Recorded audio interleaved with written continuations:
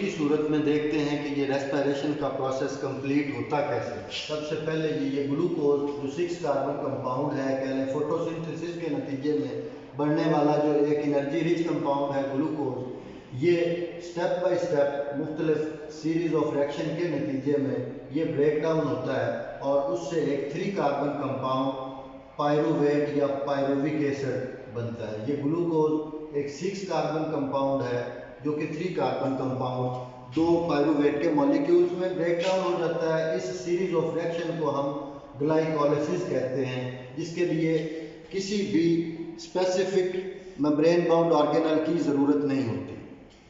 इस पायरुवेट के साथ फिर आगे 2 तरह की सूरत हाल होती है, जिसको हम मजमूई तौर पर फर्मेंटेशन कहते हैं।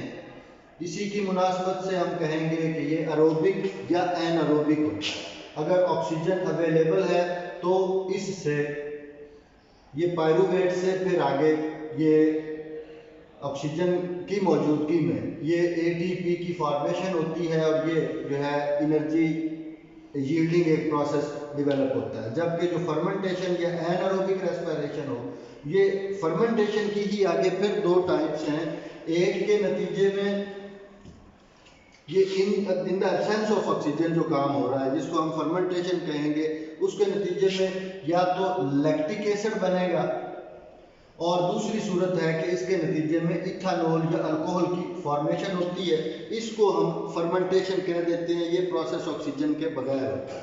जब ऑक्सीजन अवेलेबल हो तो इसमें कोएंजाइम ए ये एक मॉलिक्यूल ऐड होता है और उसके बाद ये माइटोकॉन्ड्रिया के अंदर बाकी का जितना स्टेप है, बाकी का जो प्रोसेस है, ये माइटोकॉन्ड्रिया के अंदर चला जाता है। माइटोकॉन्ड्रिया ज़रूरी है एरोबिक रेस्पिरेशन के लिए।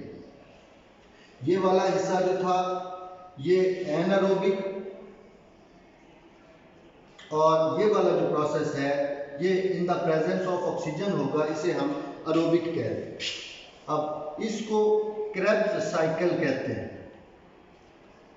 साइंटिस्ट था हैंस क्रेब्स, जिसने पहली दफ़ा इसको प्रोसेस को डिस्कवर किया। उसके नतीजे में ये एनर्जी के ज़्यादा जो यील्डिंग है, यानी जो एटीपी की मेन फॉर्मेशन है, वो इस क्रेब्स साइकिल के नतीजे में डेवलप होती है और ये रिएक्शन माइटोकॉन्ड्रिया के अंदर होते हैं।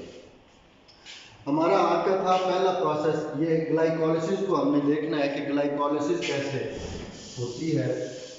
तो ग्लाइकोलाइसिस की भी 2 फेजेस हैं। एक पहली फेज को कहते हैं एनर्जी इन्वेस्टमेंट फेज और दूसरी फेज है इसकी एनर्जी यील्डिंग फेज। पहली फेज के अंदर एटीपी के मॉलिक्यूल 2 इस्तेमाल होते हैं, लेकिन जो एनर्जी यील्डिंग फेज है उसके अंदर हमें एटीपी हासिल होना शुरू हो जाती है और साथ में मॉलिक्यूल का ब्रेक डाउन होके 6 कार्बन से 2 मॉलिक्यूल सिंपल जो 3 कार्बन के हैं वो हमें हासिल होते हैं। तो ये ग्लूकोज 6 कार्बन जो है ये अपने ही एक आइसोमर में चेंज होता है। ग्लूकोज में एक फास्फेट मिलेगा, ये चेंज हो जाता है ग्लूकोज 6 फास्फेट में। यहाँ पे पहला एटीपी इसके अंदर इन्वेस्ट होता है ये, उसके बाद ये अपने एक आइसोमर में चेंज होता है जिसे कहते हैं फ्रक्टोज। तो ग्लूकोज फ्रक्टोज में चेंज हो जाएगा, ये बनेगा फ्रक्टोज 6 फास्फेट।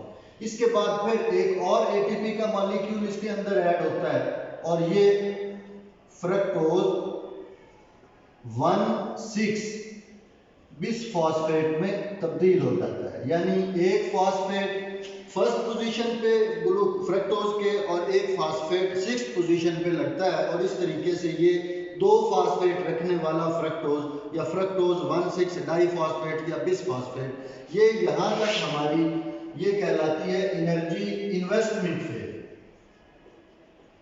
क्योंकि इसके अंदर एटीपी इस्तेमाल हो रहे हैं।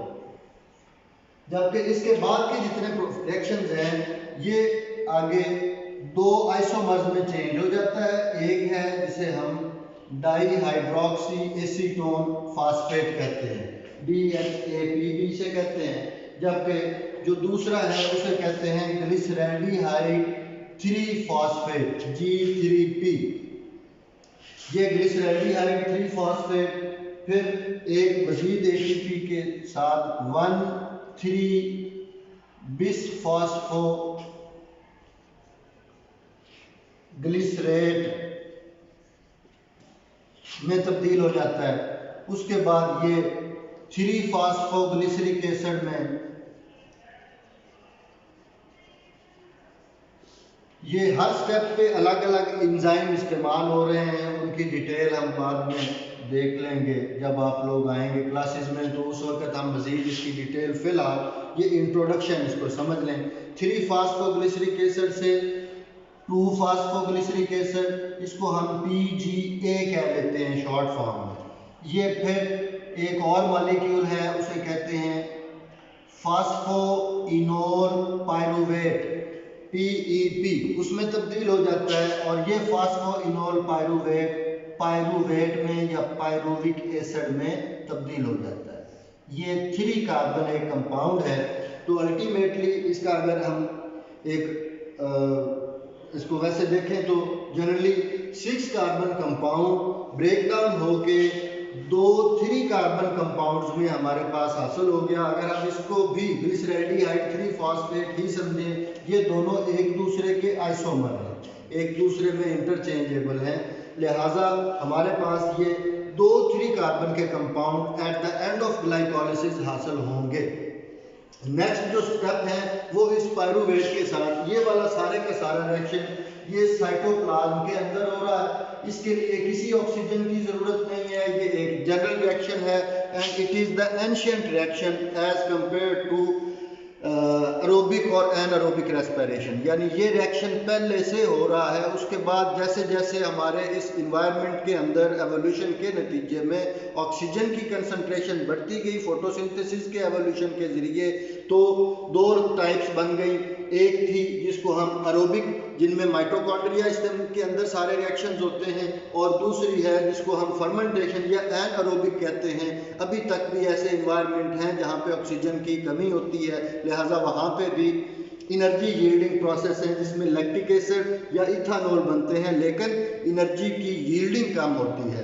तो सबसे ज़्यादा जो एनर्जी यील्डिंग प्रोसेस है पायरुवेट से आगे, वो क्रेब्स साइकिल के रिएक्शंस हैं जो माइटोकॉन्ड्रिया के अंदर यूकैरियोटिक ऑर्गेनिजम्स के अंदर टेक प्लेस होते हैं। ये हमारा आज का एक इंट्रोडक्शन था रेस्पिरेशन का। इंशाल्लाह नेक्स्ट टाइम जो है वो हम इसकी कोई मज़ीद डिटेल के साथ इसको डिस्कस करेंगे। Best of luck.